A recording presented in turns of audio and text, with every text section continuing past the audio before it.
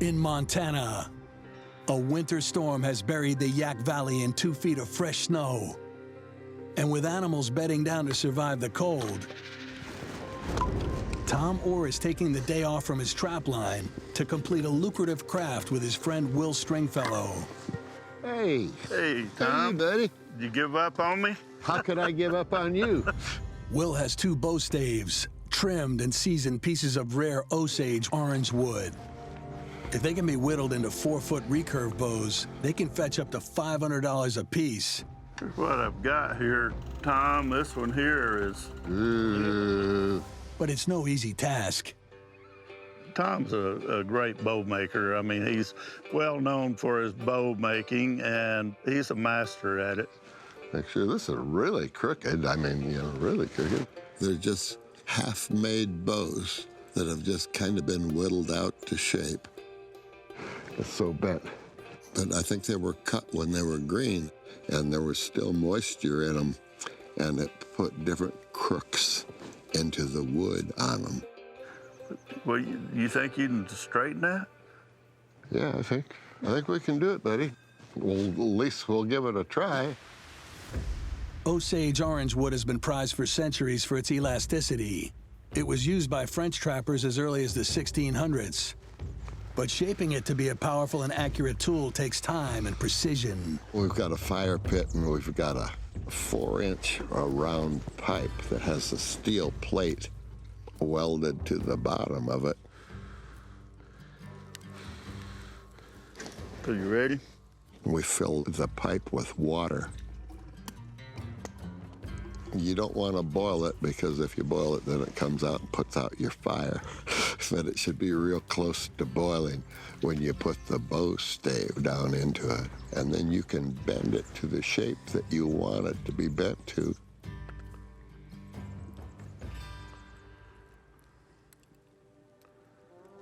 All right, let's go, boys. Cold weather like this, it doesn't take very long to pull that out of the steamy water and start cooling down, so you're getting it to the jig as fast as what you can get it to and hold it there. Tom only has a few minutes to bend the wood on the primitive jig before it cools and is no longer pliable. Right toward Need it. a little bit more. Stick that back in. Okay. With this bow heating and bending deal, if you don't get it the first time, you do it again. Once the grip is straight, Tom can focus on giving the bow its signature recurve shape, tips that bend towards the target. It can be really hard to get them to be even. Why don't you pull that out there and let me see what we can do with this. If they're not perfectly symmetrical, the bowstring will not pull evenly, and the wood could crack. Well, you got it. It's holding pretty good. Pretty nice little recurve in it. Mm-hmm. We get the first recurve tip on. I know that looks good. What do you think? If we can do it to this end like that, then we got it. All right. Well, good deal. Yeah, heat that sucker up one more time. All right, here I come. So reheating it, hurrying back over, and getting it on the jig. Come on, baby. Let's do it this time. We're counting on you.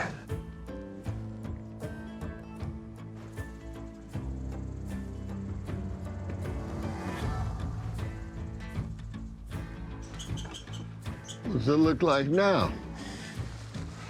Oh, yeah. Does it look straight? Yeah. Tip to tip? Yeah. Yeah. Oh, that looks good. Well, the big thing is put a string on it. Deer sinew is an ideal material for a bowstring because it's both strong and flexible. We're going to string it to make sure that it's tillered properly. Hold that string. Got you. When the bow's strung, it should be in a perfect angle. But if one limb sticks down a little further than the other, well, then you're going to have to shave a little bit of it off to get the bow so it's square. First time stringing it, you want to be very, very easy with it, because when you pull that bow back and start putting pressure on it, it better be good or you'll end up with nothing.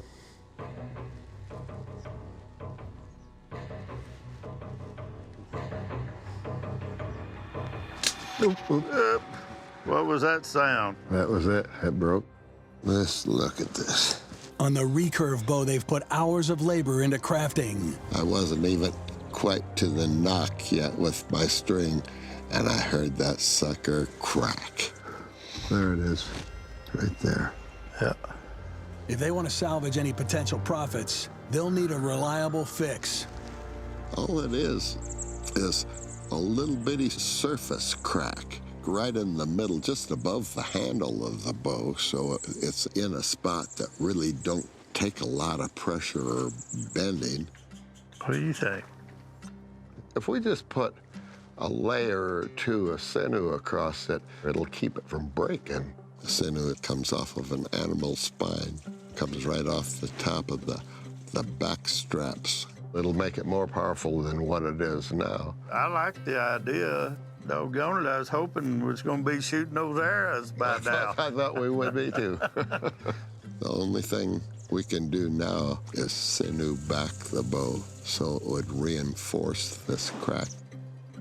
I think we'll be able to save it. All right, the first thing we're gonna do is we're gonna back the bow with glue. You're gonna get your hands messy. The primitive glue that we use that's made out of boiled down buffalo hide scraps. Boiling the buffalo hide releases protein colloids that, once condensed, create an industrial-grade adhesive. We got to get this real sticky. You paint the back of the bow, and then you soften down strips of sinew, and string by string, you lay them strips of sinew out on the back of the bow and glue them down. Each time you run out a layer, you just glue it down. That'll keep that bow from ever breaking, I hope. Let's see if we can get it to go around this hole. Gotta measure twice, cut once. I'm gonna try to put a beaver handle, a beaver tail. This is a skinned out raw beaver tail. It's what they call rawhide.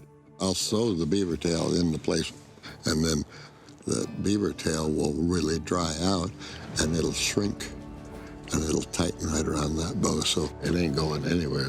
This whole operation here is pretty primitive.